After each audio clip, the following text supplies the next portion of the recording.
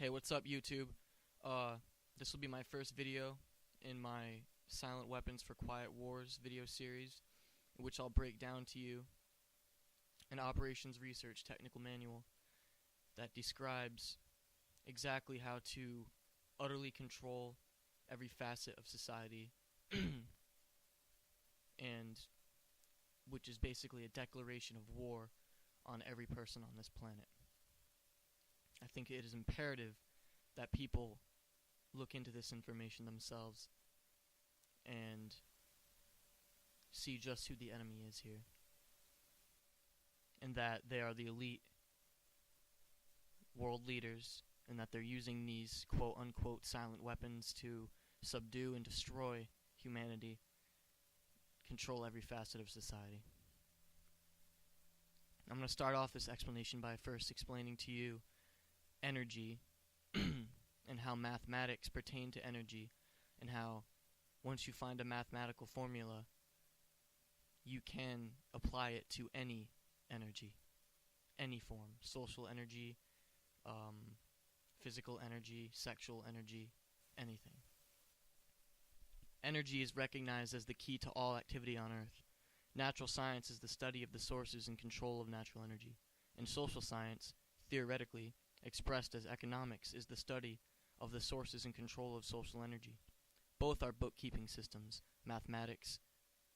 Therefore, mathematics is the primary energy science, and the bookkeeper can be king if the public can be kept ignorant of the methodology of the bookkeeping. All science is merely a means to an end. The means is knowledge, the end is control. Beyond this remains only one issue: who will be the beneficiary? In 1954, this was the issue of primary concern, although the so-called moral issues were raised in view of the law of natural selection. It was agreed that a nation or world of people who will not use their intelligence are no better than animals who do not have intelligence. Such people are beasts of burden and stakes on the table by choice and consent. Consequently, in the interest of future world order, peace, and tranquility, it was decided to privately wage a quiet war against the American public, in which an ultimate objective of permanently shifting the natural and social energy of the undisciplined and irresponsible many into the hands of the self-disciplined, responsible, and worthy few. In order to implement this objective, it was necessary to create, secure, and apply new weapons, which, as it turned out, were a class of weapons so subtle and sophisticated in their principle of operation and public appearance as to earn for themselves the name silent weapons. In conclusion, the objective of economic research, as conducted by the magnates of capital, banking, and the industries of commodities, goods, and services, is the establishment of an economy which is totally predictable and manipulable. In order to achieve a totally predictable economy, the low-class elements of society must be brought under total control, must be housebroken, trained, and assigned a yoke and long-term social duties from a very early age, before they have an opportunity to question the propriety of the matter. In order to achieve such conformity, the lower-class family unit must be disintegrated by a process of increasing preoccupation of the parents in the establishment of government-operated daycare centers for the occupationally orphaned children. The quality of education given to the lower class must be of the poorest sort, so that the mote of ignorance isolated the inferior class from the superior class is and remains incomprehensible to the inferior class. With such an initial handicap, even bright lower-class individuals have little, if any, hope of extricating themselves from their assigned lot in life. This form of slavery is essential to maintain some measure of social order, peace, and tranquility for the ruling upper class. Descriptive introduction of the silent weapon. Everything that is expected from an ordinary weapon is expected from a silent weapon by its creators, but only in its own manner of functioning. It shoots situations instead of bullets, propelled by data processing instead of chemical reaction, explosion, originating from bits of data instead of grains of gunpowder, from a computer instead of a gun, operated by a computer programmer instead of a marksman, under the orders of a banking magnate instead of a military general. Makes no obvious explosive noises, causes no obvious physical or mental injuries, and does not obviously interfere with anyone's daily social life. Yet it makes an unmistakable noise, causes unmistakable physical and mental damage, and unmistakably interferes with the daily social life. Unmistakable to a trained observer, one who knows what to look for. The public cannot comprehend this weapon, and therefore cannot believe that they are being attacked and subdued by a weapon. The public might instinctively feel that something is wrong, but that is because of the technical nature of the silent weapon. They cannot express their feeling in a rational way, or handle the problem with intelligence. Therefore, they do not know how to cry for help, and do not know how to associate with others to defend themselves against it. When a silent weapon is applied gradually, the public adapts to its presence, and learns to tolerate its encroachment on their lives until the pressure, psychological via economic, becomes too great and they crack up.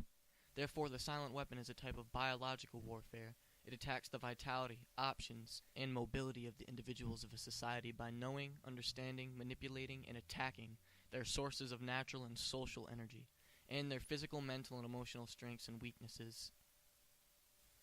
All of the mathematical theory developed in the study of one energy system, mechanics, electronics, etc., can be immediately applied in the study of any other energy system, like economics.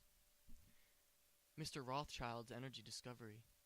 What Mr. Rothschild had discovered was the basic principle of power, influence, and control over people as applied to economics. That principle is when you assume the appearance of power, people soon give it to you. Mr. Rothschild had discovered that currency or deposit loan accounts had the required appearance of power that could be used to induce people, inductance, with people corresponding to a magnetic field, into surrendering their real wealth in exchange for a promise of greater wealth instead of real compensation. They would put up a real collateral in exchange for a loan of promissory notes. Mr. Rothschild found that he could issue more notes than he had backing for, so as long as he had someone's stock of gold as a persuader to show his customers. Mr. Rothschild loaned his promissory notes to individuals and to governments. These would create overconfidence. Then he would make money scarce, tighten control of the system, and collect the collateral through the obligation of contracts. The cycle was then repeated. These pressures could be used to ignite a war. Then he would control the availability of currency to determine who would win the war. That government which agreed to give him control of its economic system got his support. Collection of debts was guaranteed by economic aid to the enemy of the debtor. The profit derived from this economic methodology made Mr. Rothschild all the more able to expand his wealth. He found that the public greed would allow currency to be printed by government order beyond the limits of backing in precious metal or the production of goods and services, which is called inflation. In this structure, credit, presented as a pure element called currency, has the appearance of capital, but is in effect negative capital. Hence, it has the appearance of service, but is in fact indebtedness or debt. It is therefore an economic inductance instead of an economic capacitance, and if balanced in no other way, will be balanced by the negation of population, war, genocide. The total goods and services represent real capital called the gross national product, and currency may be printed up to this level and still represent economic capacitance. But currency printed beyond this level is subtractive, represents the introduction of economic inductance, and constitutes notes of indebtedness.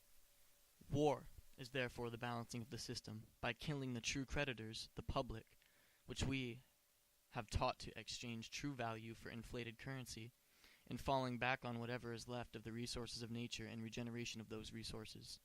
Mr. Rothschild had discovered that currency gave him the power to rearrange the economic structure to his own advantage, to shift economic inductance to those economic positions which would encourage the greatest economic instability and oscillation. The final key to economic control had to wait until there was sufficient data and high-speed computing equipment to keep close watch on the economic oscillations created by price shocking and excess paper energy credits, paper inductance, inflation. The aviation field provided the greatest evolution in economic engineering by way of the mathematical theory of shock testing. In this process, a projectile is fired from an airframe on the ground, and the impulse of the recoil is monitored by vibration transducers connected to the airframe and wired to chart recorders.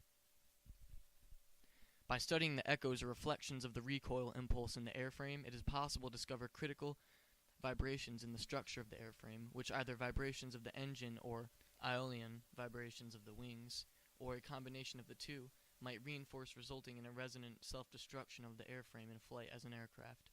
From the standpoint of engineering, this means that the strengths and weaknesses of the structure of the airframe in terms of vibrational energy can be discovered and manipulated. To use this method of airframe shock testing in economic engineering, the prices of commodities are shocked, and the public consumer reaction is monitored.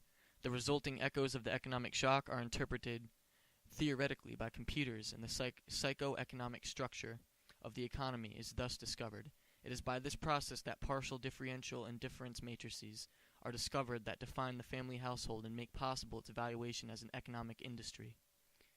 Dissipative consumer structure.